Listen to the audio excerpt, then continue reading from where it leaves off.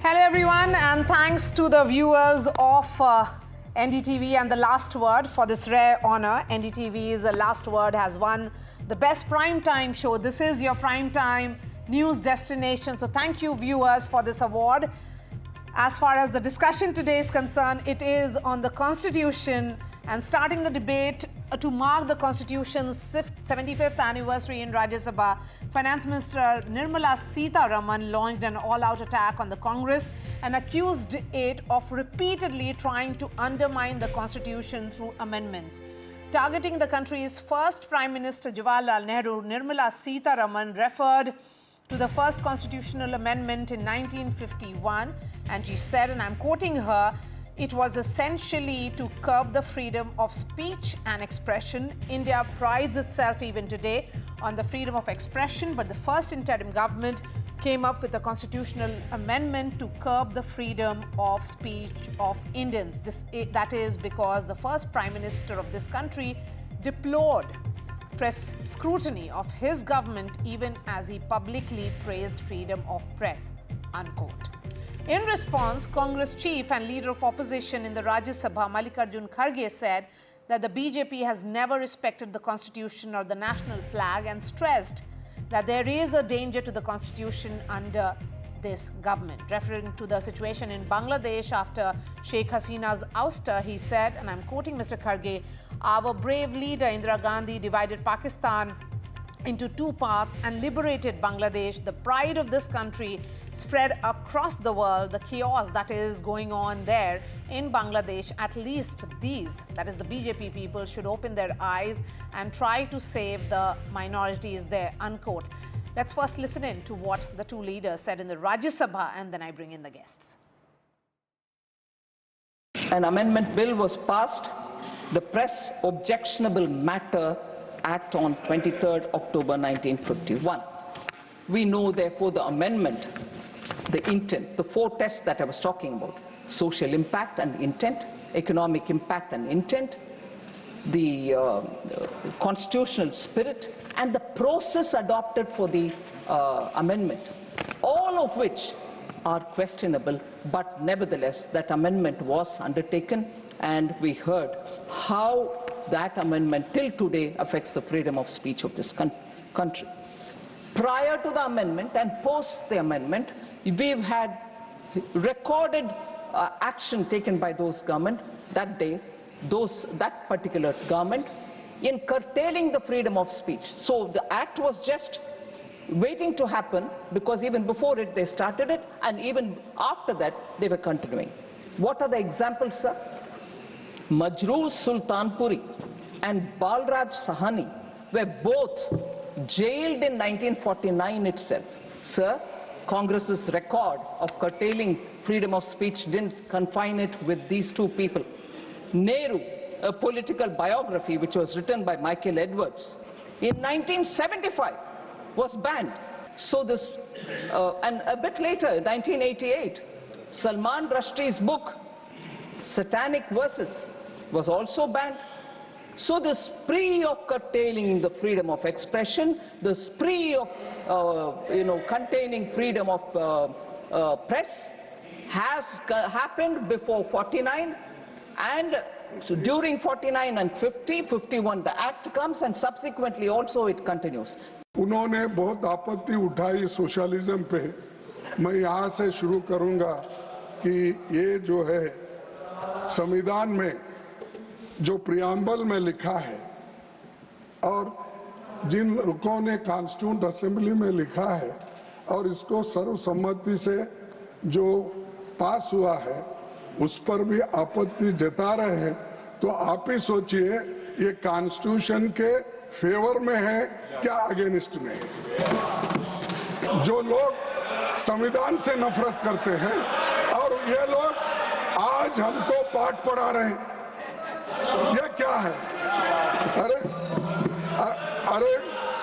आपने तो साहब ये संविधान जब बना,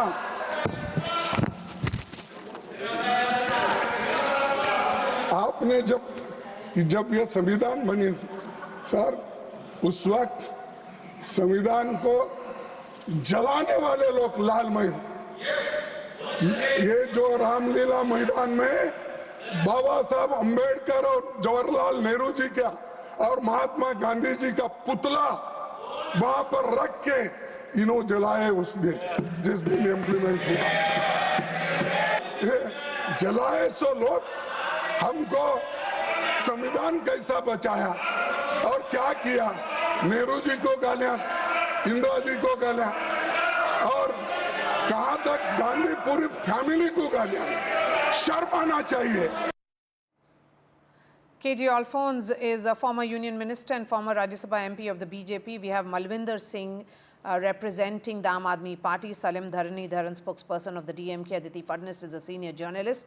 I'm going to begin with you, KG Alphonse. This is a similar charge which keeps coming back to you, that you don't talk about present, you only talk about the past and more so the mistakes of the Congress. How about you telling us how you have made an attempt to protect the Constitution? See, if you take every step, let's begin with the present. Tell me one constitutional amendment or any law which the Modi government has enacted, which has taken away the freedom of expression of people, the freedom of expression, the freedom to act in the past 10.5 years. I mean, there's not been one instance. Yes, we have amended the Constitution when it was necessary. The parties before us did to protect their own interests, but we have amended the Constitution to protect the interests of the country, of the citizens of this country. And therefore, let me hear from opposition, what is it that the BJP government has done which has taken away the freedom of people? Which amendment to the Constitution? I think the Modi government has been very clear. We are here to deliver what the Constitution has promised, what the freedom struggle has promised. We are not here to shout slogans. We are not a sloganeering party. We are a party which delivers. I think that is what ultimately matters. Are we really working in the spirit of the Constitution, bring dignity to the people of India? Did they have food to eat? Did they have toilets? Did they have houses? Did they have drinking water? Did they have health care? According to me, these are the biggest constitutional guarantees, and this is exactly what the Modi government has delivered. I mean, in the parliament debate, you heard various slogans from Garibi Hattao to saving the farmers to you only had slogans. And after Modi government came to power, look at the kind of work that is being done, fundamentally the basic infrastructure to give dignity to the people of this country has been created. And we have enacted laws. We have amended the Constitution to ensure that every state gets its due, that what was possibly, which was absolutely unacceptable, illogical, and unreasonable, that is being taken away, like Article 370, which is being taken away. Because why should anybody have a special consideration? Very simple, because the logic behind 370 was that it was to provide a special status because the culture of Kashmir and the language of Kashmir has to be protected. I'm from Kerala and I was a member of parliament from Rajasthan. Why shouldn't the culture and the language of Rajasthan be protected? Why should Kashmir get a preference? I'm originally from Kerala. Why should the Malayalam language and the Malayalam culture not be protected, just as you wanted to protect the language and culture of Kashmir? What was so special about that? We have amended the Constitution to make sure that everybody gets justice. And therefore, I would like to hear from, of course, the other MPs.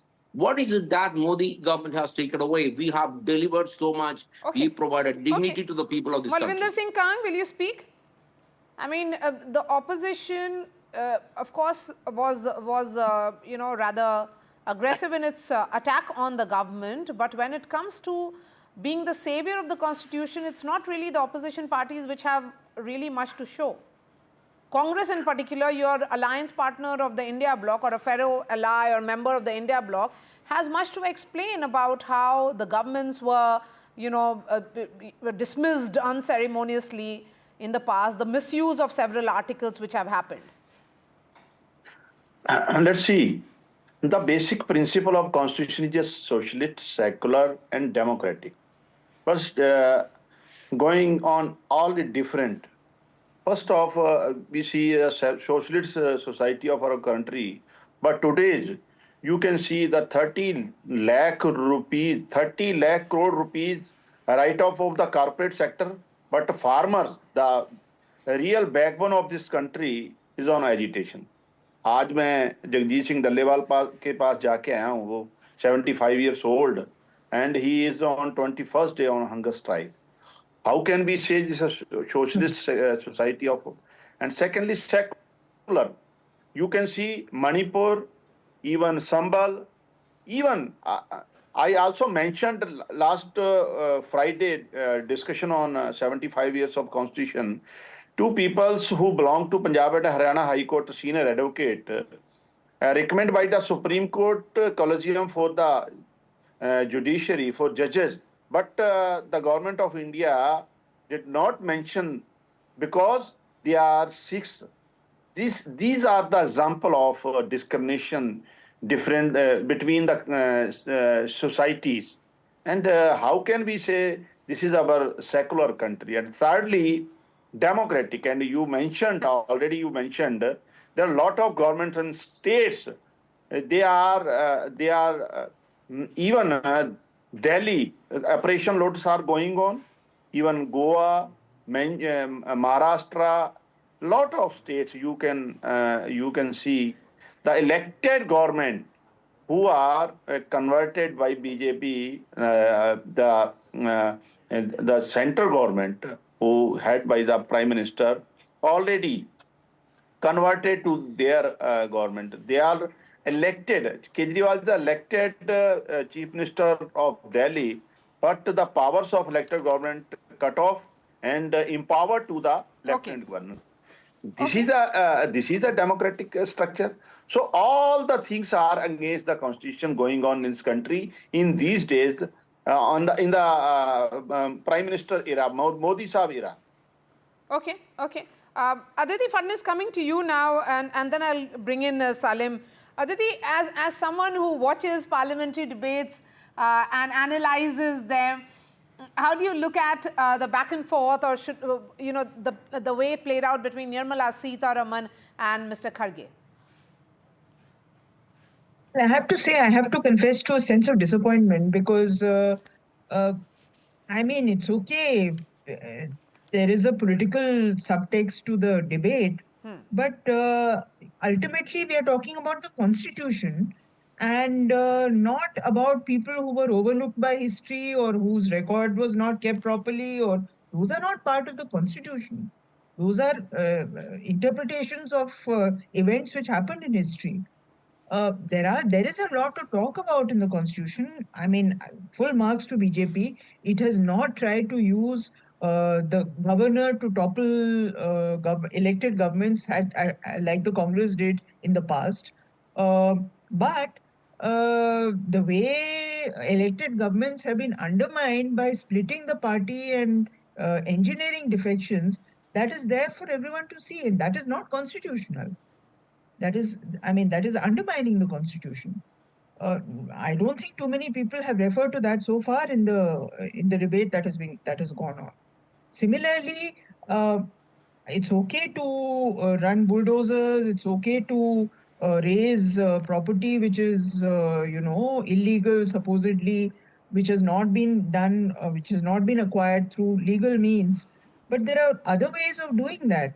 So I don't know if you can arbitrarily run bulldozers and then subsequently post facto say that these properties were illegal. So, I mean, the question of the right to property and the right to equality before law and etc. all come into this. Similarly, in the ways that the governors have been used to not necessarily create majorities or engineer defections, but just to make elected chief ministers uncomfortable. I think we are seeing a lot more of that than we have seen in the past. Okay. Governors so you are may no not longer be benign you may not be characters. dismissing governments, but the governors are ensuring that the governments are uncomfortable, KG Alphonse, and a number of non-BJP ruled states have made that complaint. There are so many cases pending before the Supreme Court. Absolutely. KG Alphonse, respond to that, and then I bring in I didn't Salim. think, see, governor's post is not something which the BJP has created.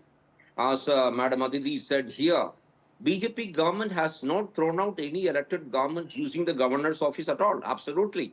Now, Congress has been in power for such a long time. I mean, they've been so much part of writing of the Constitution, along with a lot of other people. If they thought the governor's post was unnecessary, could be used unconstitutionally, they should have abolished the post of governor instead.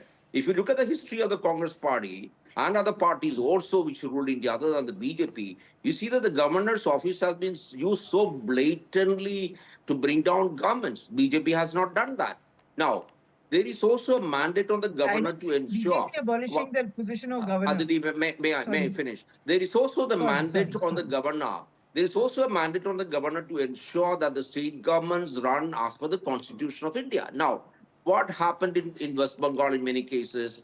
I mean, they were just killing people, bashing up people, and there was absolutely nobody could open their mouth. So the governor went to the site and he said, this is not acceptable. Now, is the governor supposed to shut his door in the Raj Bhavan when people are being killed, when the mafia takes over? Obviously not.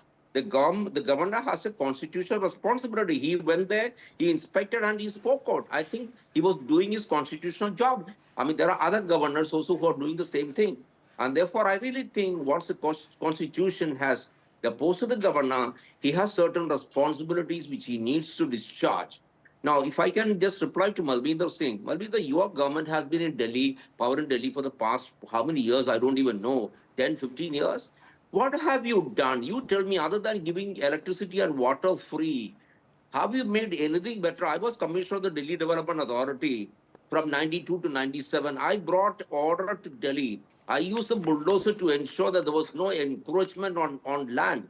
What has your government done, Malvinder? Anything to protect give the constitutional right of dignity to the people of Delhi? What have you done other than distributing larger seats? What have you done really? Is this what is democracy? Is this what is secularism? Okay, before Malvinder responds to that, let me bring in Salim Dharnidharan. Salim Dharnidharan, of course, there was a lot of anticipation that there will be a quality of discussion.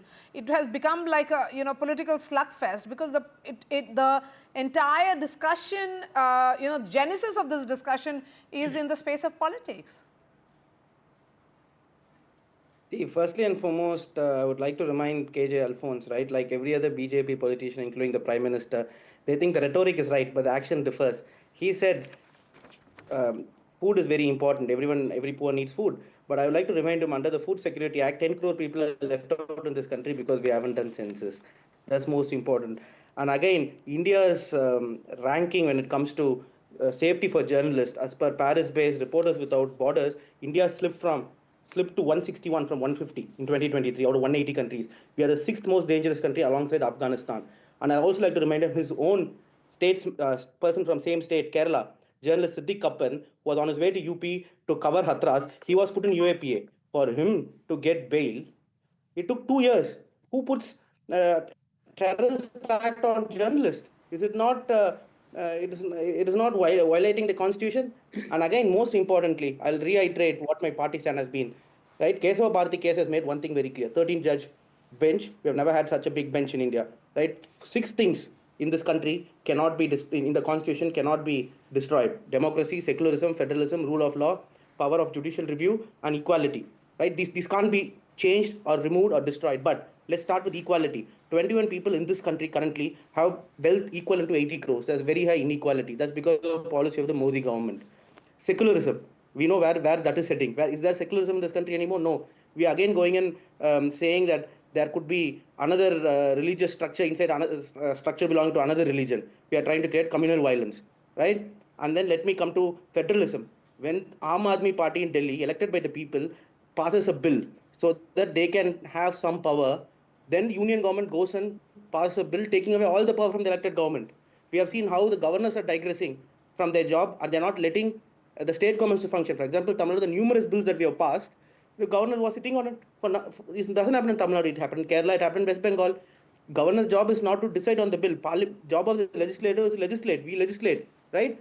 He's interfering, and there is no federalism because also fiscal federalism. The states don't get the money that they're supposed to get. For example, there is a lot of articles written which says that under BJP, the states are now converting to municipalities. That's what has happened. Rule of law. We know what is happening in Manipur. Is there rule of law in Manipur? No. What happened to the Indian wrestlers fighting? They didn't get justice. Bilkis Banu. I can go on and on and on. And we know how they've been trying to use the judiciary as well and democracy. I think that's the most important thing. The democracy is under threat because the institutions are not autonomous.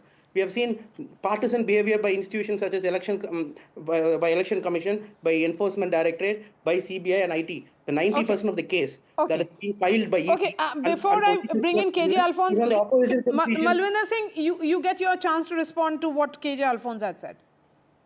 With due respect, I want to answer former Union Minister. Question is not who created the post of governor. Question is that the Constitution. Go ahead. Okay, we have lost that connection with Mr. Malvinder. But yes, Mr. KJ Alphonse, you have a strong charge coming your way, both from Mr. Dharan of DMK, who is quoting several examples of how you have compromised the Constitution. Yes, and not worked within the framework. See, I know we are in a television debate. Saying things like India is as bad as Afghanistan, I don't know in which country Mr. Salim lives. Mr. Salim, you are from Tamil Nadu, I guess, and you are running a state government there.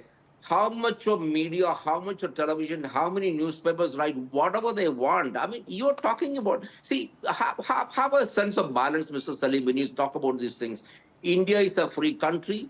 The fact that you are able to come here and talk on newspapers and television channels, journalists are able to write whatever they want. I mean, what are you talking, Mr. Salim? And also, you're talking about the powers of AAP being taken away. The Delhi government constitution was enacted when the Congress was in power. And law and order and land, these are the two subjects. I have dealt with these because I was Commissioner of Delhi Development Authority. These two subjects do not belong to you. You have another 50 subjects in Delhi which the AAP can deliver on. Or that you are saying, sorry, we don't have the power. Come on, use the power whenever you have. Take, for example, environment, the right to live, the right to live healthily, to air free of toxicity. I mean, what has the Delhi government done? You have all the power in the world as far as environment is concerned, water is concerned, sanitation is concerned. And these are fundamental rights of the citizens. So when you talk about the Constitution, Mr. Salim, let's talk about whatever is deliverable, have you delivered? Or is it just rhetoric? Your party has been in power earlier, along with the Congress government. What did you deliver? And the amount of the kind of corruption, do you want me to name your people who sliced away India? You want me to name people from your party? I have just enough time for Aditi Fadnis. Aditi Fadnis, tomorrow is the last day on this discussion on Constitution. With that, it's going to be a wrap-up on what has been a historic discussion. Thankfully, both the houses functioned and the MPs across party lines participated in this discussion. They had multiple issues to share, multiple instances to quote. But when you look at the standard of discussion, what are your thoughts? Well, it hasn't gone on long enough to make a judgment on it. Let's hear more of it tomorrow, and then I think it will be time to pass judgment on it. I think Mr. Salem Dhanidharan has something to say. So okay, fine. But before I go to Salem, Malvinder, you wanted to make a point before we lost you. Sorry, I was disconnected. So I'm telling, Constitution given the power to the elected people, not nominated. So Delhi. All right, we have lost that line again with him. Salim, 30 seconds. Will you quickly speak? Yes. No, I think the former Union Minister did ask me what did the DMK government deliver, but I'd like to remind him that since 1967, the Dravidian party is an alternative rule Tamil Nadu, and any socio-economic metric, right, you compare it with any BJP rule state, including Gujarat, Tamil Nadu ranks much better. There's no comparison. I think that is testament to the government. In fact, if you talk about corruption scandal, A. Raja and Kanimoli leaders were arrested under Congress and acquitted under BJP. I'd like to put that on record. So I don't think what corruption is talking about. We have really come to the end of this discussion. Aditi Fadnis, right? Salim Dhanidharan, Malvinder and KJ Alphonse, thank you so much for joining us. Of course, tomorrow is going to be an important day because tomorrow the closing remarks will be made by Home Minister Amit Shah. With that, it's a wrap from me. Thank you, viewers, again for this honor.